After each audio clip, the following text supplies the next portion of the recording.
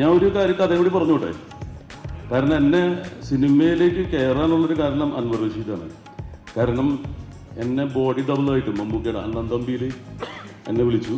അപ്പോൾ അൻവർ പറഞ്ഞു ഞാനൊന്നും അല്ല കേട്ടോ, മമ്മൂക്ക പറഞ്ഞിട്ടാണ് തന്നെ വിളിച്ചത്, അല്ലാണ്ട് തൻ്റെ ശരീരം ഉപയോഗിക്കാൻ വേണ്ടി മാത്രമല്ല എന്ന് പറഞ്ഞു. ഞാൻ പറഞ്ഞു എനിക്ക് സന്തോഷമുള്ളൂ, മമ്മൂക്കയുടെ അത്ര ക്ലോസ് ആവുമല്ല.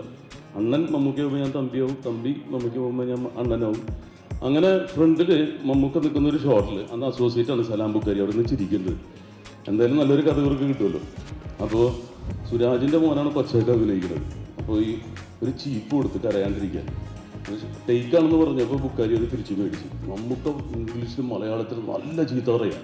അപ്പോൾ ഞാനും അതേപോലത്തെ ഡ്രസ്സ് ഇട്ടിട്ട് ബാക്കിലേക്ക് പോയി, കാരണം ചീത്ത പറയാണ്. പുള്ളി അവിടെ നിന്ന് ചീത്തയും കേട്ട് ഓടി ബാക്കിൽ വന്ന് നോക്കുമ്പോൾ എൻ്റെ ഇവിടെയാണ് കാണുന്നത്.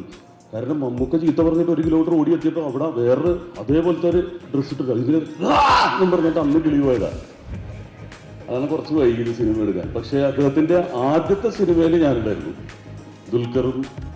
ദുൽഖറിനോടൊപ്പമുള്ള ക്യാരക്ടറാണ്. പക്ഷെ ആദ്യ സിനിമ മുടക്കുന്നത് നല്ലതാണ്.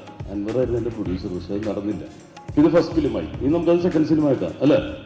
അത് സെക്കൻഡ് ഫിലിമായിട്ട് വരട്ടെ. കാരണം ഒരുപാട് ഞാൻ പ്രതീക്ഷിച്ചിരുന്നു.